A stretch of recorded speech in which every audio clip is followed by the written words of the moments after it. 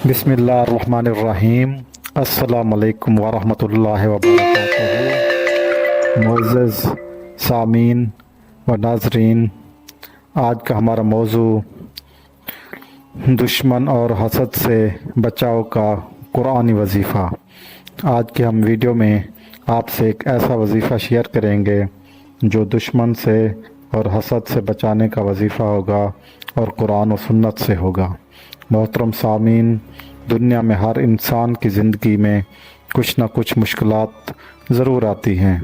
कभी दुश्मनों की साजिशें, कभी हसद करने वालों की बुरी नज़रें और कभी बग़ैर किसी ज़हरी वजह के परेशानियां इंसान के दर पे हो जाती हैं। ऐसे में अल्लाह ताला ने कुरान पाक में हमें ऐसी आयात अता फरमाई जो दुश्मनों के शर, हसद करने वालों के हसद और नज़र बद से हिफाजत करती है। अल्लाह ताला ने फरमाया, तर्जमा, और हसद करने वाले के शर से जब वो हसद करे मैं पनाह मांगता हूँ। ये आयत बताती है कि हसद सिर्फ़ एक अंदरूनी जज्बा नहीं बल्कि एक जहरीला असर रखता है और इससे सिर्फ़ अल्लाह ही की पनाह इंसान को बचा सकती है। अब आइए कुरान से लिया गया एक मुजरब रूहानी हसार पेश किया जा रहा है जिसका असर लाखों लोगों ने अपनी आँखों से देखा है। रोज़ाना फजर के बाद और रात सोने से कबल तन्हाई में बैठकर ये अमल करें, लेकिन यकीन कामिल के साथ, बावज़ू होकर, माँ बाप का बाअदब बनकर। जो माँ बाप का बेअदब है या जो रिज़्क़ हराम खाता है तो उसको इन चीज़ों से, इन वजीफ़े से भी कोई ख़ास फ़र्क पड़ने वाला नहीं।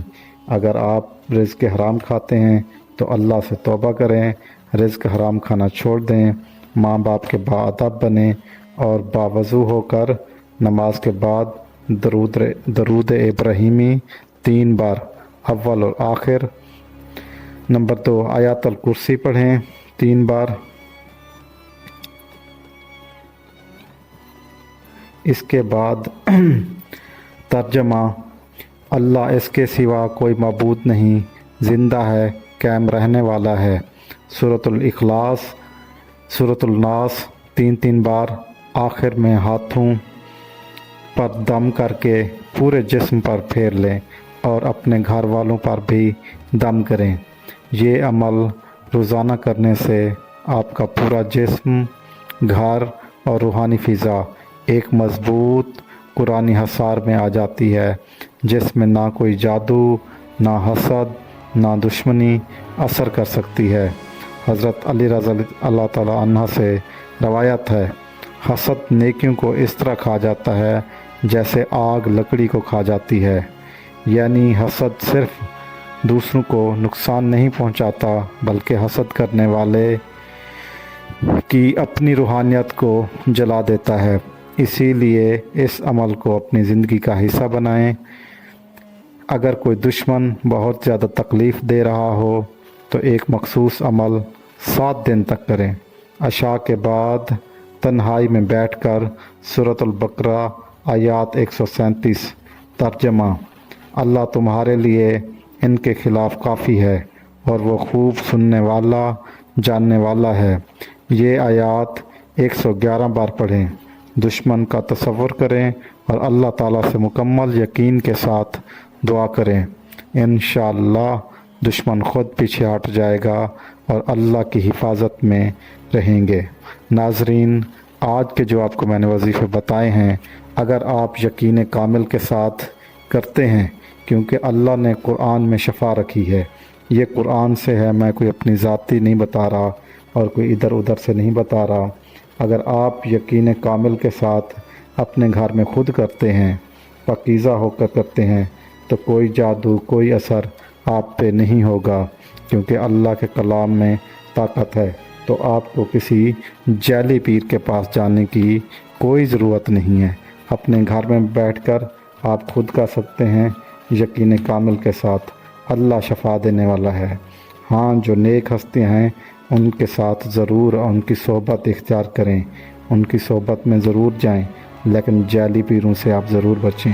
میں جعلی پیروں کا کہہ رہا ہوں، جو کامل ہیں، جو نیک ہیں، آپ ان کی محفل میں ضرور جایا کریں اور ان سے روحانیت ضرور حاصل کیا کریں، اور صرف جعلی پیروں سے بچیں اور یہ وظیفے بیٹھ کے گھر خود پڑھیں۔ جو اللہ والا ہوتا ہے وہ کبھی آپ سے پیسوں کی یا اس طرح کی کوئی ڈیمانڈ نہیں کرتا، جو آج کل کا رواج ہے، جس طرح کے آج کے پیر آپ سے پتہ نہیں کیا کچھ مانگ رہے ہیں اور لوگ ہزاروں اور لاکھوں میں خرچ کیے جا رہا ہے۔ اللہ بچائے بری چیزوں سے، ان تمام بری چیزوں سے بچائے۔ اللہ پاک مجھے اور آپ کو جعلی پیروں سے محفوظ کرے اور قرآن اور حدیث پر عمل کرنے اور ان سے فیض یاب ہونے کی توفیق عطا فرمائے۔ جزاک اللہ۔